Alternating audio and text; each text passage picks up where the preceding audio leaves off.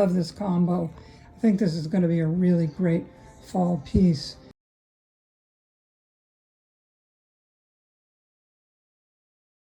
So here I am started on the dress form, and I've decided on this washed brown linen to kind of accent the painted piece done by Miles Frody.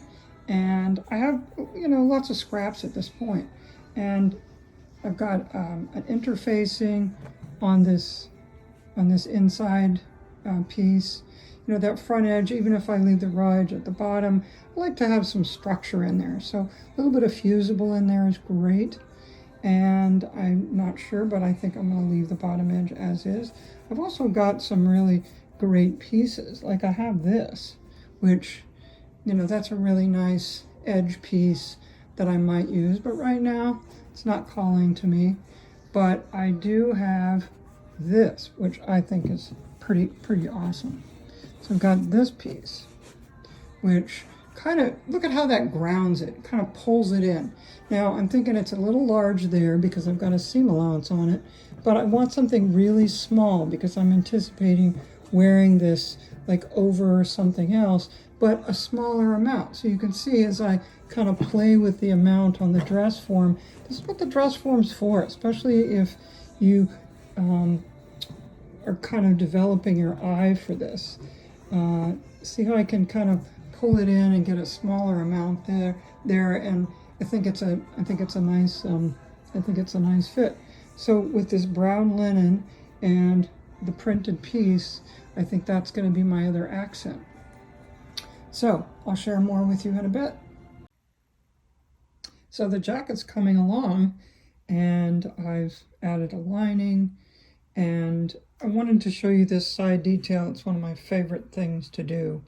Look for opportunities for, a different way of approaching everything. And this side seam where I've just simply overlapped front to back and, shown you a close-up of the stitching. And it flaps down, and it could be top stitched, it could be loose. But the beauty of this is it gives the garment more fluid movement and as you wear it. So I love the look of this. So I've clipped so that, as I said, in the sleeve, it still fits. And I can decide how much overlap there is, and I could top stitch way far back, leaving this edge loose, or I could stitch right on the edge to hold that down. But stitching and flipping and dropping things in place is one of the lovely things about individual design that you might want to play with this. So I've added a partial lining just in the top of the back, which makes it slide on nicely and finishes the neck edge in a really beautiful way. Got a little bit of a pleat there. This goes on to, as a facing for the neck edge. And it also gives me the opportunity to finish the front in a different way. So I wanted to show you how that got added at this stage. I added a little bit more facing down the front because I wanted that, weight down the front of the same fabric that's on the garment side. But you can see I've just allowed, for this particular one, I'm going to use the raw edge on the painted fabric. So I've let the lining hang back and it will stay loose. And I've only attached it on the side. Think about where do things need to be attached. They don't always have to be attached all the way around at the edge. So I've basted the armhole. You can see it's given me a really nice finish at the neck edge. Facing is a slightly different shape on each side. But it's given me a nice finish, and it's also, let me come in and attach my finished edge from the front. So consider, is a lining going to be a fit for you for the type of garment you're making? I like this because it lets it slide on. Sometimes I just put one of these partial linings in the back, which I really like. So I wanted to see this part, also considering the length of the back piece, playing with different amounts. But there's the inside so far. So sleeves go on next.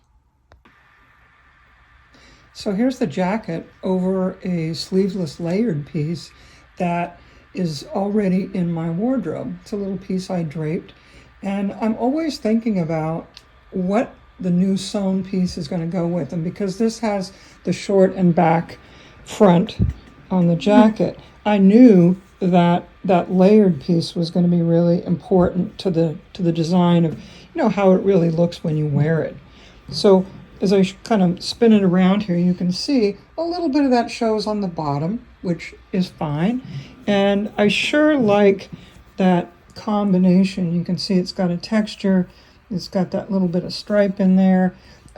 It definitely hangs back, and that interesting, hand cut odd collar is just great with this. I'm just really excited about the combination and really look forward to wearing it, and